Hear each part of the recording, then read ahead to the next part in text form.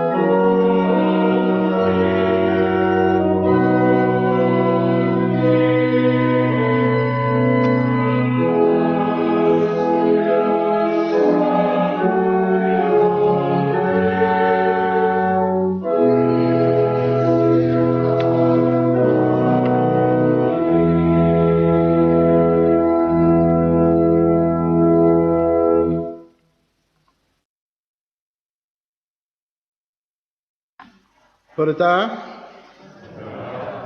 Hyfryd iawn gael eich cwmni chi unwaith yn rhagor.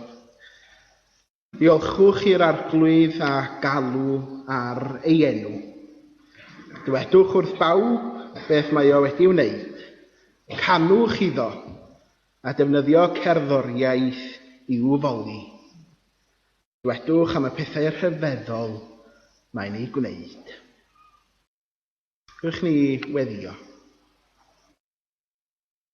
O Dduw ein tad, nefol a sanctaidd, unwaith eto diolchwn i ti am y cyfle i fod yn dy bresenoldeb di.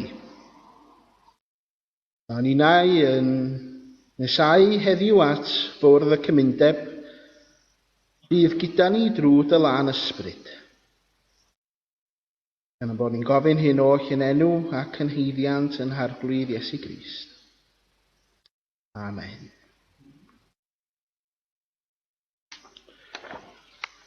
A gadwch i ni droi at Emyr Rhif 76.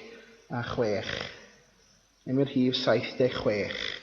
Mae Duw yn llond pob lle, presennol ym mhob man. Y nesaf yw fe o bawb at enaid gwan, wrth law o hyd i'w rando cri, nesau at Dduw sydd dda i mi.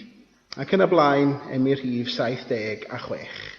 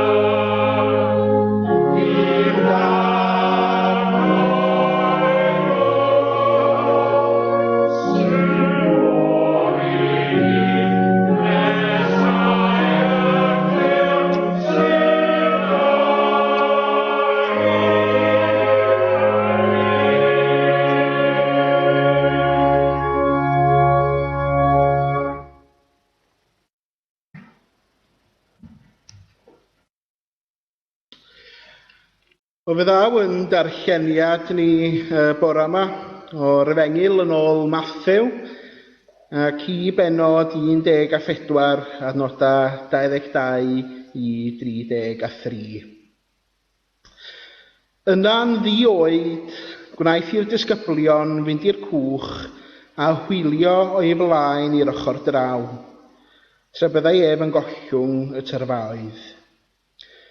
Wedi ei gollwng aeth i fyny'r mynydd o'r neilltu i weddio, a phan aeth hi'n hwyr, yr oedd yno ar ei ben ei hun. Yr oedd y cwch eisoes gryn bellter oddi wrth y tir, ac mewn helbyl gan y tonna, oherwydd yr oedd y gwynt yn ei herbyn. Rhwng 3 a 6 o'r gloch o bore, daeth ef atynt dan gerdded ar y môr. Pan welodd y disgyblion ef yn cerdded ar y môr, Dychrynwyd hwy nes dweud, drychiolaeth yw, a gweiddi gan ofn. Ond ar unwaith siaradodd Iesu a hwy. Codwch eich calon, meddai. My fi yw, peidiwch a gofni. Atebodd Pedr ef, arglwydd, os tydi yw, gorchymyn i mi ddod atat ar y tonnau. A daeth at Iesu. Disgynnodd Pedr o'r cwch a cherdded ar y tonnau. Ond pan welodd rym y gwynt, brawychodd, ac wrth ddechrau suddo gweiddodd, arglwydd achub fi. Estynodd Iesu law ar unwaith a gafael ynddo gan ddweud, ti o ychydig ffydd, pam y petrysais. Ac wedi iddynt ddringo i'r cwch, gostegodd y gwynt. Yna addolodd yr rhai oedd yn y cwch ef gan ddweud, yn wir, mab Duw wyt ti. Mae bendith Duw ar y darllian a'r gwrando ar yn cyfarn. Gadwch ni droi at yr arglwydd mewn gweddi.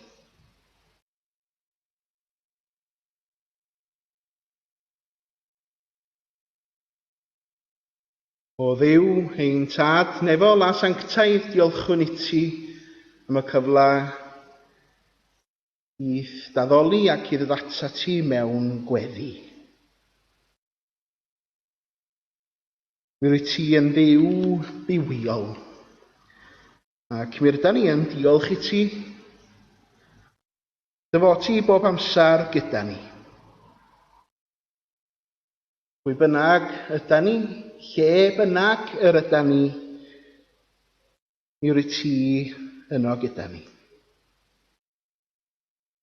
Da ni'n diolch i ti dy fod ti yn gwneud ei hun yn hysbys i ni mewn nifer o wahanol ffyrdd.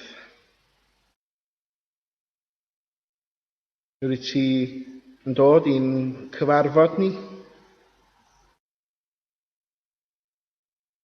a da ni'na yn dod i'th bresenoldeb di.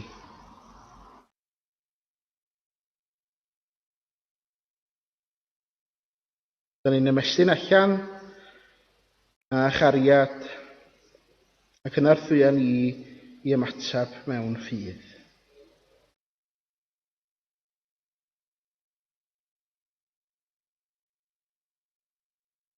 Da ni'n diolch i ti am dy air di i ni y bore yma. Y wyrdd honno ti yn cerdded ar y dŵr. Ond i wir ystyr yn neges y ffydd hynny oedd gan yr wyt ti'n ei ddisgwyl ganddo ni. I arglwydd gad i ni ymddiried yn llwyr yn dy ddwyfol fawredd di. Maddeuai i ni fod yn perthynas ni gyda thi weithiau yn un ochrog llawer yr rhy aml.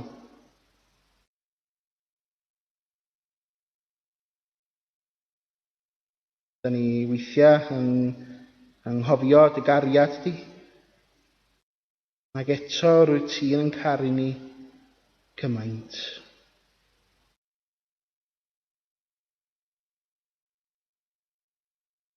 Dydd ar ôl dydd rwyt ti'n gorfod chwilio amdano ni ar ôl i ni grwydro. A dydd ar ôl dydd rwyt ti'n gwneud hynny. Ia, mi rwyt ti'n ymestyn allan mewn cariad. Ac felly gad i ni ymatab mewn ffydd.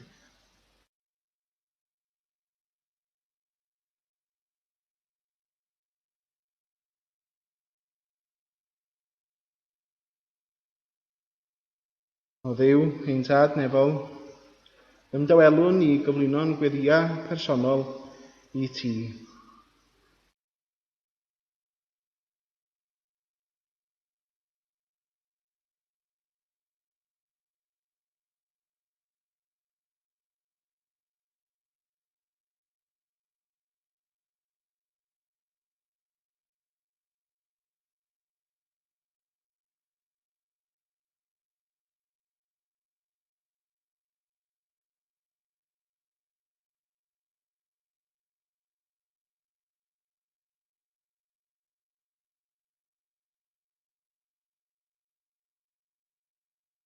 O Dduw, ein tad nefol a sanctaidd, cliw wyn gweddi ni felly.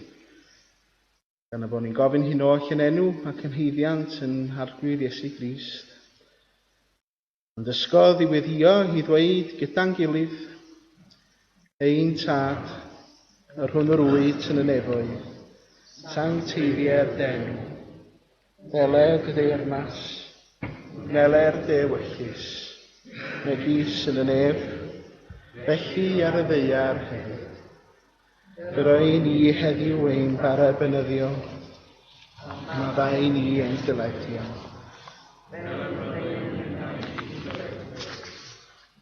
Ac arwai ni brofedigaeth, eithyr gwared ni rhag y dwg. Tiw'r deyrnas, a'r nerth, a'r gogoniad. Iesus ei.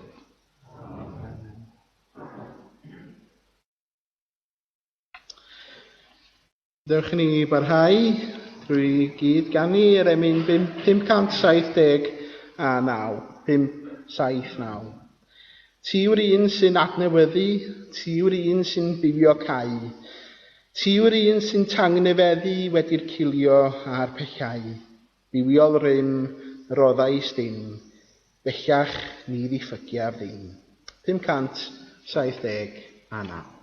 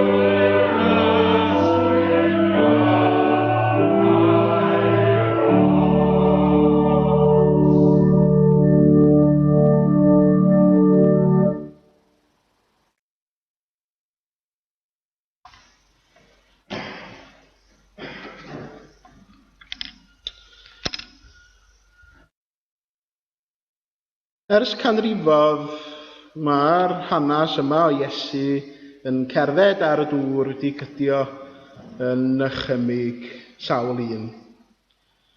Mae hi yn hanes da ni'n gofio o'r ysgol Sul yn dydi.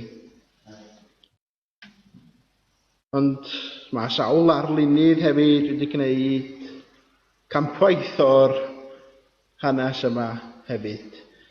Ac hyd yn oed rhai wedi trio ail-greu y wyrdd eu hunain. Byddai chi'n mynd yn ôl i ddyddiau efallai Leonardo da Vinci. Oedd gynno fo sgidiau dŵr water shoes nath o greu i drio cerdded ar y dŵr. Dyna ei waith o. Chydig o flynyddoedd yn ôl, berson ar enw Dynamo, yr consiriwr, yn cerdded ar yr afon Tafwys. Dwi'n mwyn os da chi yn bobl sy'n licio caneuon rap. Dwi'n meddwl bod chi'n... Wel, dwi'n mwyn gwybod eich efo rhai na chi yn licio rapio. Ond mae yna berson ar enw Kanye West yn America sydd yn rhedeg am llywyddiaeth America hefyd. Blwyddyn dwytha, dyma fo yn cerdded ar y dŵr mewn Oedfa bore Sul yn Atlanta. Mae pob un o'r rhain yn canolbwyntio ar un peth yn yr hanes, sef y cerdded ar y dŵr. Y cerdded ar y dŵr. Ond mae cymaint mwy i'r hanes na jyst y wyrth ei hun. Falle bod gen ti ddigon o ffydd i symud mynyddodd, medda'r apostol Paul. Ffydd. Yn hanes prif cymeriadau'r Beibl, ffydd sydd wedi hannog i gyd i gymryd cama mawr yn ei bywydau nhw.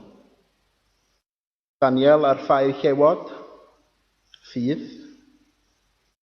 Dafydd a Goliath, ffydd. Moses yn arwain y genedl o'r Aifft, ffydd. A'r ffydd hynny yn niw, wnaeth ei helpu nhw i wynebu unrhyw beth. Ydych chi wedi clywed yr ymadrodd Saesneg leap of faith ynddo? Dwi'n siŵr bod ni gyd wedi clywed hynny. Ond dyna'n union sydd gennym ni yn yr hanes yma. Yn testyn heddiw, wrth gwrs, y disgyblion yn y cwch. Ac roedd y cwch mewn helbyl yn ôl y testyn, oherwydd bod yna storm, y tonna a'r gwynt yn ei herbyn nhw. Ac yna daeth Iesu atyn nhw, ac roedden nhw ofn yn meddwl mai ysbryd oedd o. Ac roedden nhw'n gweiddi mewn ofn. Ond Iesu wrth gwrs yn deud, "My fi yw, peidiwch â poeni." A Pedr ar unwaith yn deud, "Os mai ti sydd yn arglwydd, gad i fi ddod ata ti." Beth yw ffydd? Beth yw ffydd? Mae'r geiriadur yn deud hyn wrthyn ni. Ymddiriedais yn rhywun neu rhywbeth. Mae'r geiriadur yn deud ni. Geiriadur Saesneg, complete trust or confidence in someone or something. Di hynny'n disgrifio yn ffydd ni yng Nghrist y bore yma.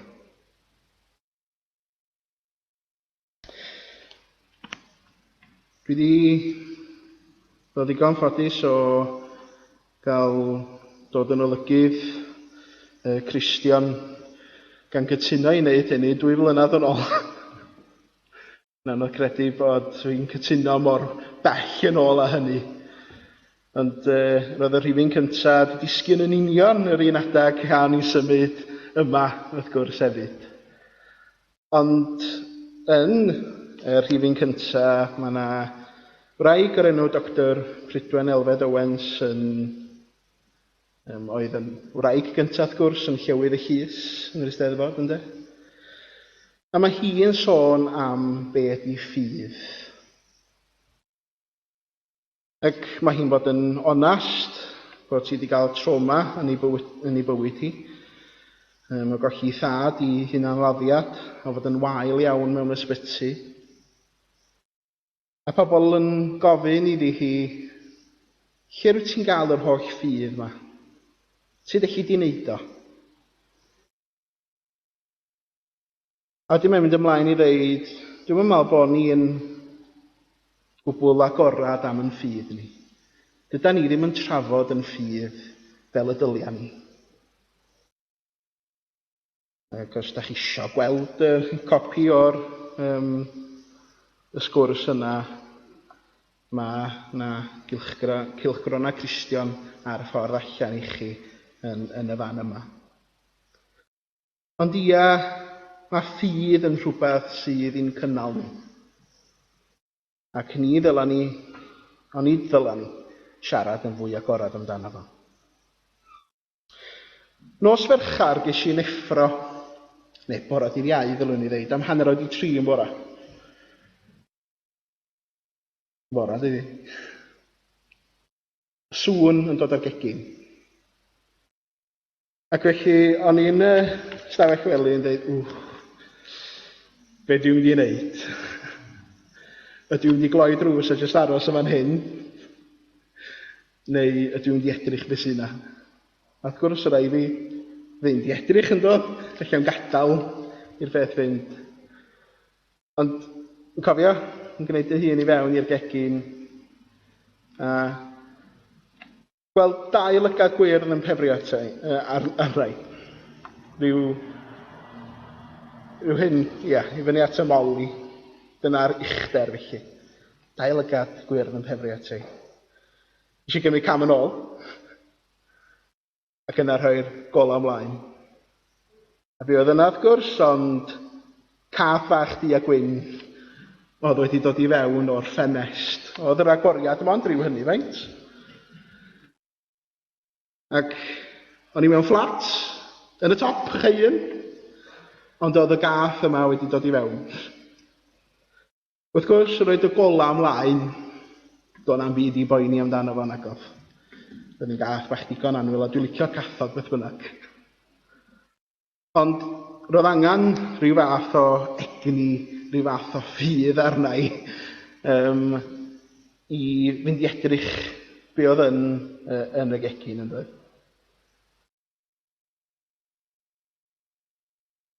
Ia, rhoi goleini ar y mater. Mynd yn ôl i'r testun, pan welodd rym y gwynt brawchodd, ac wrth ddechrau suddo gwaeddodd arglwydd achub fi.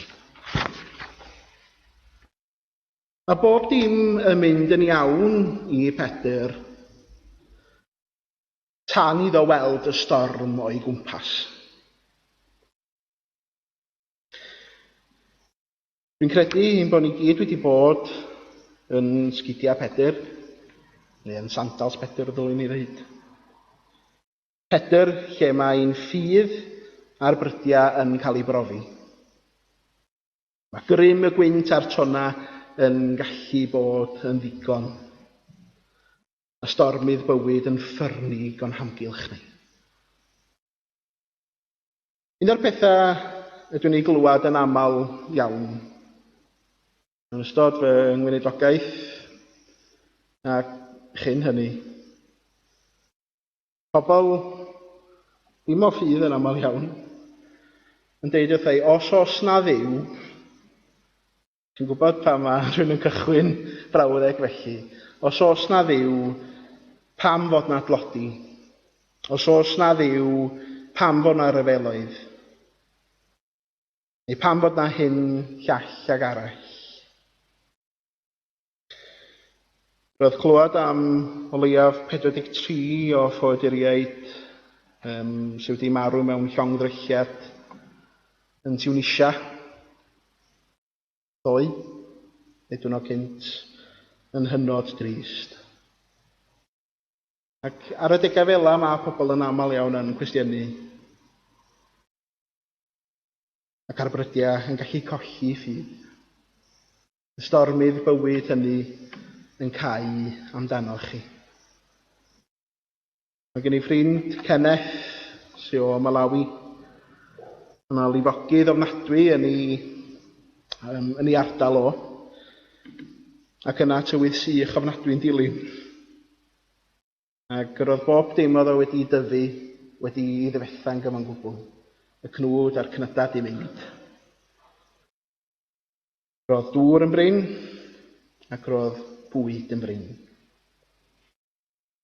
A mi ddwedais wrtho fo, sut mae dy ffydd di pan mae hynny'n digwydd? Yn gryfach nag erioed, meddwl fo.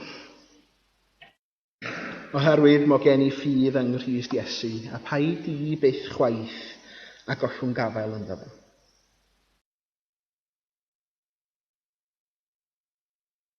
Estynodd Iesu law ar unwaith a gafael ynddo gan ddweud, ti o ychydig ffydd. Pam y petrisaist, pam nes di ama. Dwi'n credu mae'r adnod yma dwi wedi pendroni gymaint drosto fo yn ystod yr wythnos pan o'n i'n paratoi. A hynny am fod mod I 'di edrych ar 4 testyn Beiblaidd I gyd. Oherwydd yn y Beibl.net mae o'n dweud hyn, ble mae dy ffydd? Efallai yn awgrymu nad oedd gan Pedr ffydd o gwbl. Ond yn William Morgan ar diwygiedig, wrth gwrs, ti o ychydig ffydd, ond dweud yn y fan honno. A taswn ni'n mynd i'r Groeg hefyd, oligopiste ydy'r gair sydd yn y Groeg, sef wrth gwrs ychydig ffydd. Ac felly, nid yw Iesu yn dweud wrtho nad oes ganddo ffydd, ond yn hytrach yn dweud pam nes di golli gafal arno I ynde. Wedi anghofio am Iesu am ychydig, tra nghanol stormydd bywyd.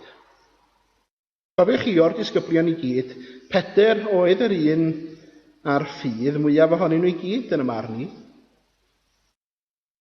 O leia mi wnaeth o gamu allan o'r cwch a mentro. Dim ond edrych nath y disgyblion eraill.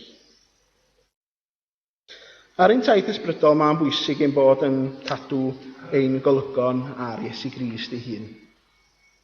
I beidio colli golwg arno. Fel y goliadau hynny yn yr harbwr sydd yn arwain llongau mewn yn ddiogel ynde. Taswn nhw ddim yn dilyn o gola yna mi fysa na ddamwain yn digwydd, fysa nhw mewn perygl. Yr un peth efo awyrena, pan maen nhw'n dod I fewn gwrs y goliadau ar y tarmac, yna yw harwain nhw yn ddiogel mae'r gola. Ac union un peth gyda Iesu Crist hefyd. Iesu Crist sydd yn oleuni yn ein harwain ni yn ddiogel. Ia, weithiau mae'n bwysig mentro mewn ffydd ac I ddod allan o'r cwch. Ein comfort zone ni ydy'r cwch. Fel unigolion ac fel eglwysi yn aml iawn. I'r rhai yn chi oedd yn rhan o'r cyfarfodydd blynyddol yr Undeb wythnos diwethaf. Gafwyd cyfarfodydd bendithiol iawn. Gyda Oedfa pregethu ac wrth gwrs yn croesawu un llewydd newydd berchedig Betty Wyn James a dwi'n siŵr bod ni'n dymuno'n dda I Betty yn ei llywyddiaeth ac yn diolch I Jailw ar yr un anadl am ei holl waith dros y 3 blynedd diwethaf. Ond yn yr Oedfa gynhadol roedd llywydd ECOM yn ein hanach neu hefyd, sef y parchedig Lydia neu Siwange o Zimbabwe. Ac fe roddodd i ddarlith yn fwy na anerchiad, yn fwy na heb felly. Behold, I'm making all things new. Yn sôn yn benodol fod troi heibio rhai pethau ac ail adeiladu. Y newid mawr mae pawb ar hyn o bryd yn sôn amdano fo. Dim ots pa gyfarfod enwadol yw'ch chi iddo fo, Presbyteriaid, yr Annibynwyr, Wesleyaid, mae pawb yn sôn am newid yn dydy. A hynny oherwydd y cyfnod da ni wedi bod ynddo fo, wrth gwrs. Wrth gwrs y newid yn gyffredinol, nid yn rhywbeth yn unigol, fel eglwysi ar hyd a lled y wlad, ond ar hyd a lled y byd hefyd, mewn gwirionedd. Mi rydan ni mewn cyfnod o newid. Ond ro'n ni yn darllen yr testun yma ac yn meddwl am behold, I'm making all things new. Mi rydan ni'n bobl sydd yn hoffi aros yn y cwch yn dydyn. So yn gyffredinol fel Cristnogion a draws Cymru. Oes amser yn dod i gamu allan ganolbwyntio'n sylw i gyd ar Grist. Yndi, mae camu allan yn anodd. Mi rydych chi'n camu allan i'r anwybod hefyd yn dydych. Ond mae un peth yn sicr, dydyn ni ddim yn camu allan heb Grist. Oherwydd bydd y cyfan clod a gogoniant iddo fo.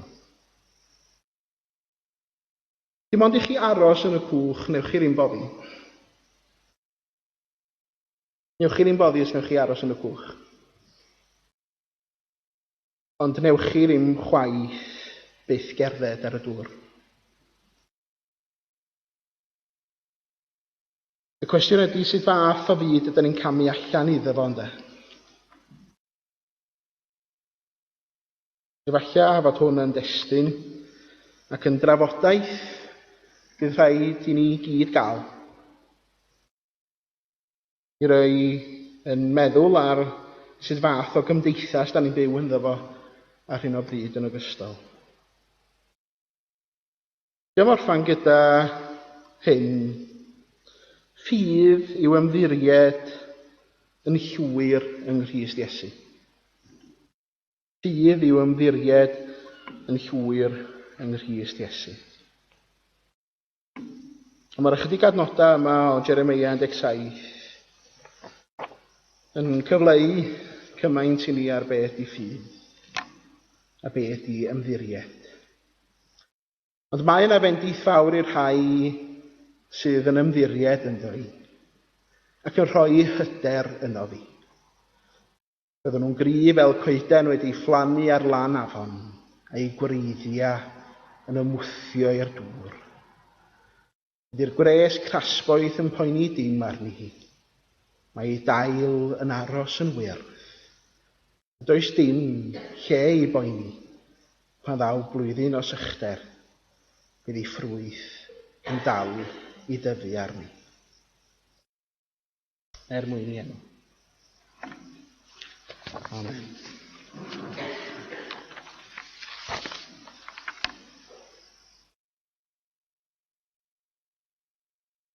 Wrth i ni nesau at fwrdd y cymun, gadwch i ni ganu am i'r rhif 653. 653. O gylch dy fwrdd o arglwydd y deiwn oll yn awr, i gyfranogyn wylaidd a chofio'r aberth mawr.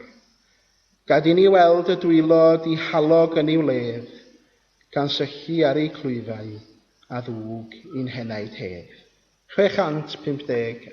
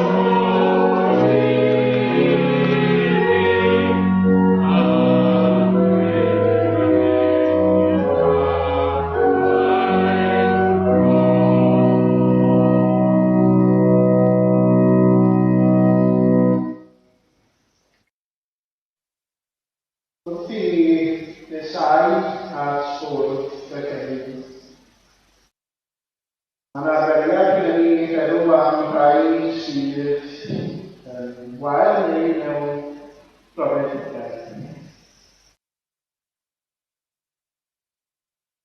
Daeth newyddion tris wythnos yma o glywed am farwolaeth ein chwaer Hywel Richards. Byddwn nhw'n rheswm yn ymdeimlo gyda derech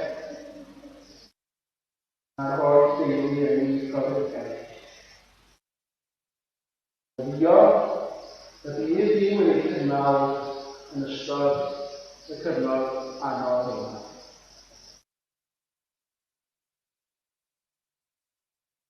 Dwi'n hefyd yn meddwl am holl deuluoedd sydd yn mynd drwy gyfnod o brofiadau. Yr arglwydd arweiniad Bydd y bara sy'n rhoi bywyd.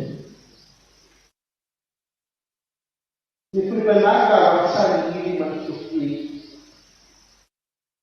a nid pwy bynnag sy'n credu yn o'r un o'r sefydlu. Byddai byth yn gyrru ffwrdd i'r un sydd yn dod ata ni. Byddwch ni droi at arglwydd mewn gweddi.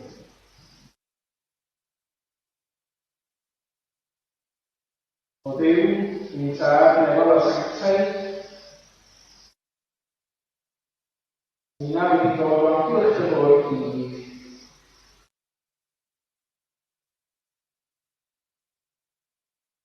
Na'r byddwn, a nid ni sydd yn gwahodd ond ti. Ti sydd yn gwahodd bawb sydd yn wan ac yn gwneud. Rhai sydd yn llawen ac yn hwys. Yr eog a'r tangereddi. Gwrdd i bawb sydd yma i ddod ac i ddofio am gaffaeth ni. Bod i'n ffydd yn blawd, mae dy ras yn gyfeillio. Ein bod yn rhyddi cyn cered, rwyt yn rhoi cynnwys. Ein bod yn gysioni dyfod, rwyt yn aros.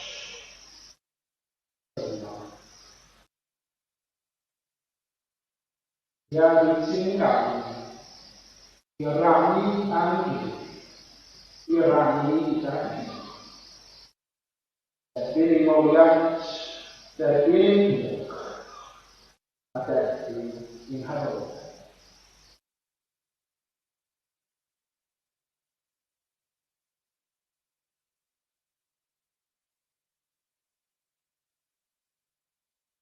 Fe'n randawn, dwan, ar eiliad sy'n ydych swper, fel mae'n cael ei osod gan yr apostol Paul yn hynta'r Corinthiaid.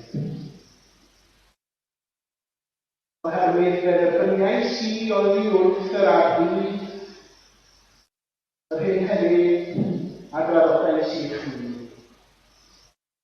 Yr arglwydd Iesu yn nos y brydechlyd ef gymeryd pan. Ac wedi noddiol chi torodd a dweud hwn yw'n hawdd, sy'n eich mwyn chwyn. Wnewch hyn cof amdano. Yr un modd hefyd fe gymerodd y chwpan ar ôl swper ganfeu. Y chwpan hwn yw'r cyfamod newydd y fy ngwaith. Wnewch hyn bob tro y byddwch chi cof amdano. Oherwydd bob tro byddwch yn bwyta'r bara hwn ac yn yfed y chwpan hwn, yr ydych chi cyhoeddi marwolaeth yr arglwydd, hyd nes y dal.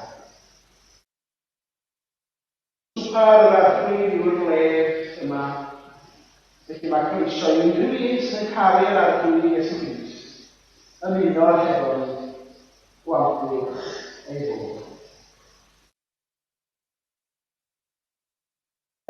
am hynny felly, a rhannwch yr elfennau i wneud eich gilydd.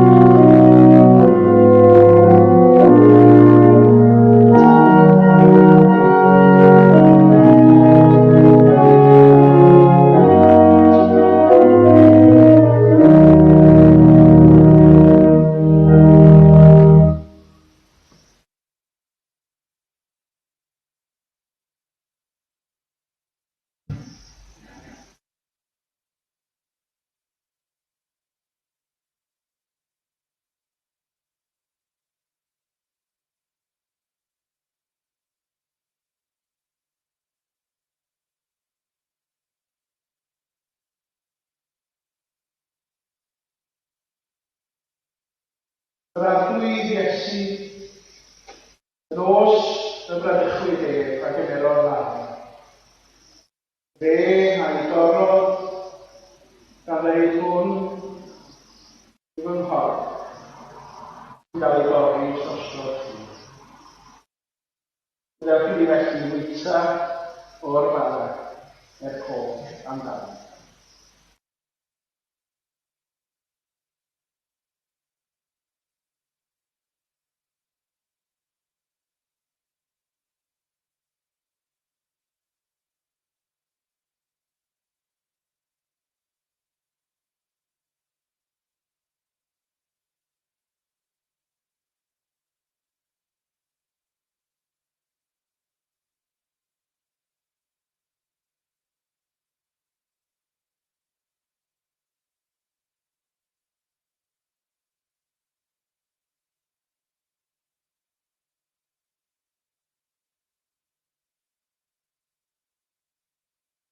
Yn yr un modd hefyd, fe awylodd yr Arglwydd Iesu mewn chwpan o win cyffredin.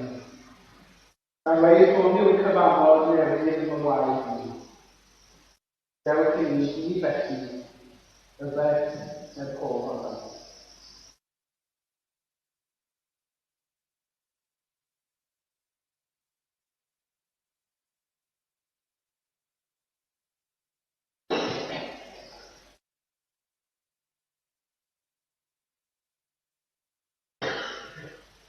Yw ein Tabernacl, Gorffenaf am ei parchu am ddydd, aelodau Gorff ysbrydol Crist, ac am hain sicrwydd wirion yn edrych. Anfon i allan i fyw yn ôl dewis, lawi'r pethau da hynny, a peredni'r adlion. Ys i fydd sy'n hadu.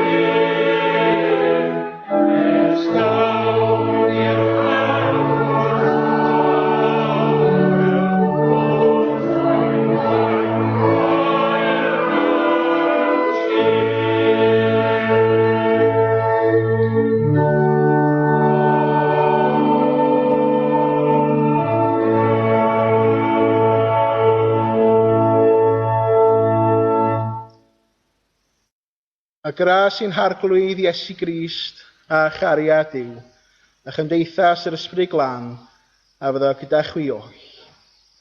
Amen.